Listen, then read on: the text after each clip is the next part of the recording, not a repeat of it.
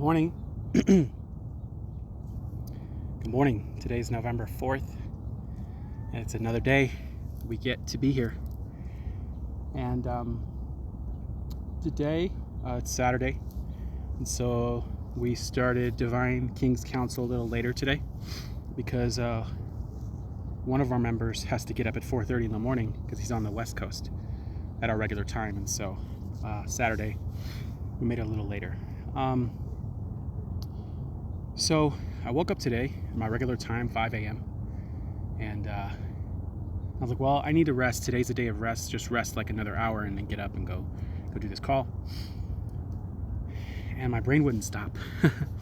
Typically I put on some music. I don't look at my phone or any notifications or anything. I'll put on some music though in my headphones and listen. Lately it's been like worship music has made me feel pretty good.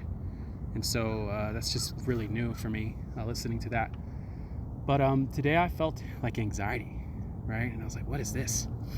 What is this anxiety in my body? Like, why do I feel this? And I figured out what it was about pretty quickly. I have some pending deals, financial deals that I've been waiting on. It's going on 2 weeks now. I'm waiting on some funds to arrive to me, and I've made projections based on those funds arriving, and they're not here yet. And so starting to feel anxious about what I need to do next if this deal doesn't go through or something happens or whatever. And so I head into the Divine King's Council meeting and with this kind of anxiety, and I lead the breath work and I lead the movement part, and I'm still feeling anxious.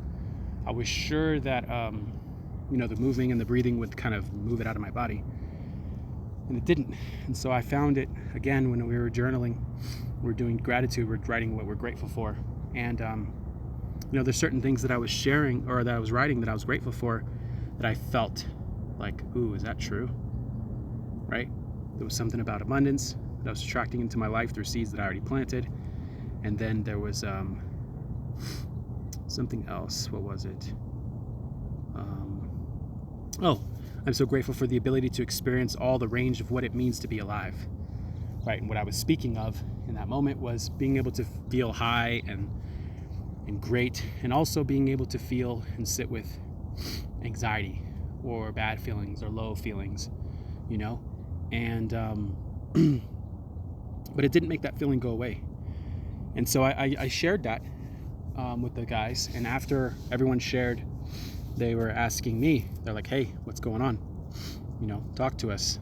And they stayed with me longer than our regular time, and they listened. They listened to me share, and they held space for me.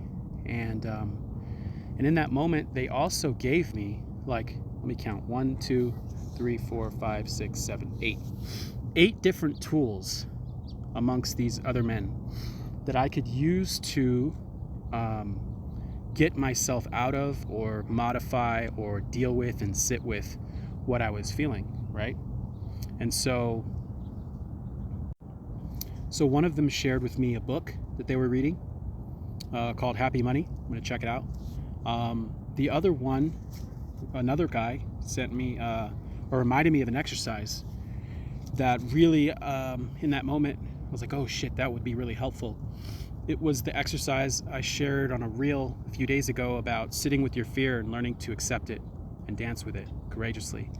And so sitting with the anxiety, embodying the anxiety in another person, and how could I show compassion and acceptance to that other person, making that anxiety, that feeling, that fear, not myself and a separate person. How could I sit with it and accept it? And there's this whole exercise that we went through that Coach Kevin Crenshaw showed me. And so I was like, wow, okay, I could do that. Also some affirmations that I could say. The other part was, because this is dealing with money, we forget that, when we talk about abundance is not just money.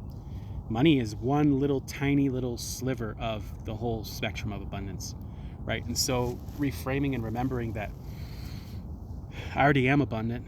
There's abundant oxygen. Imagine if we didn't have enough oxygen. How long could we survive? Or what would the world look like if we don't have abundant water? We don't have enough food.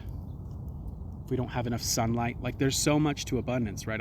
I have the most incredible community. I have so many people that love me. I have so much love and wisdom at my disposal.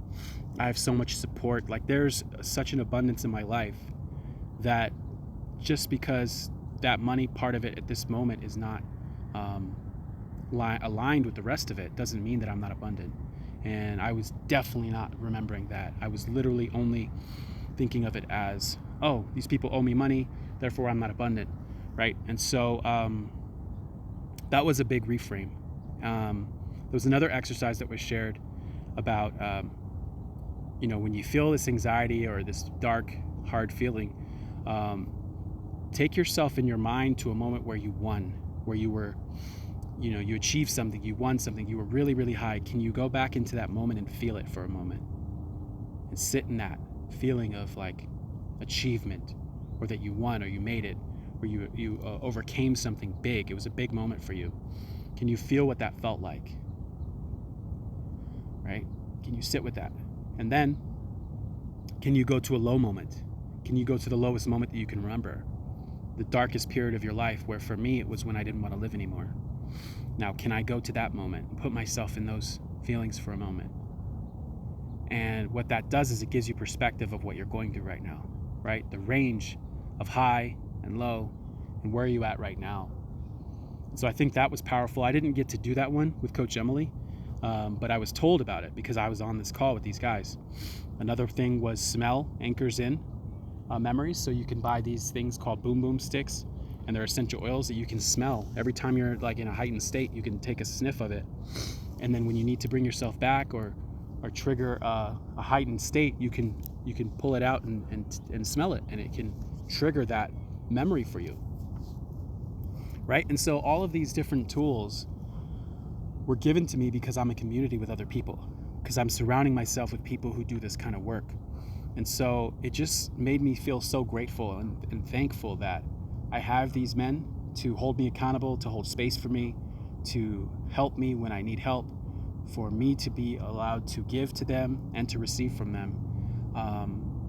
And really, it just makes me also think of the bigger community that I have in Artist Power Collective, and everybody that I've met over the last 3 months.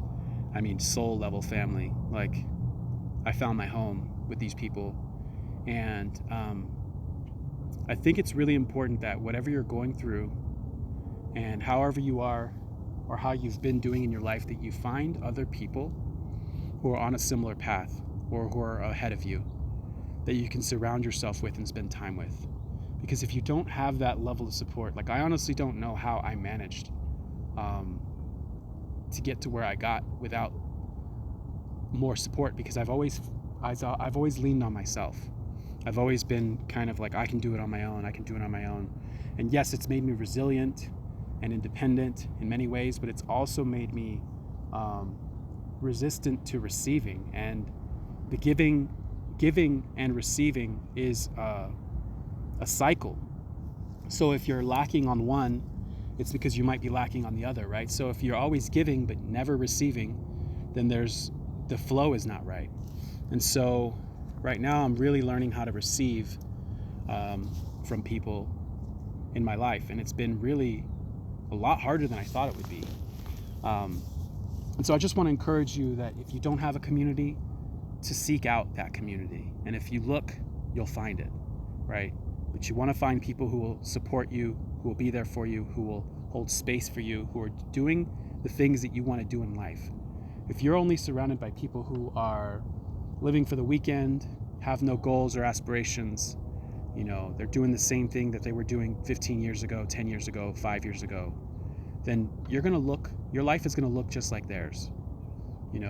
It's one thing to be, a pillar and be doing what you need to do for yourself. But if you surround yourself with people who are not doing that, eventually you're going to lower to their level versus raising and rising to the level of your environment, right? And so I just wanted to share those things with you, those different tools that I got. I'm out here doing this every day that I can. And I just wanted to share that it's not always like sunshine and rainbows. Sometimes you wake up with some shitty feelings, and you have to understand what you can do to move through them. The one thing that I will say is that my first inclination was to bypass it, to push it away, to get rid of the anxiety, like get away from me, right? But really, the guys reminded me that, the anxiety is there to tell you something. What is it there to tell you? You need to accept it, be with it, sit with it, and allow it to be there. Feel it. Don't push it away. And with the acceptance of it and feeling it and understanding what it's saying to you, what it's there to tell you, you work through it, right? And so that's what I wanted to share for today. If you're feeling something, if you're feeling down, you're feeling negative emotions, think about it.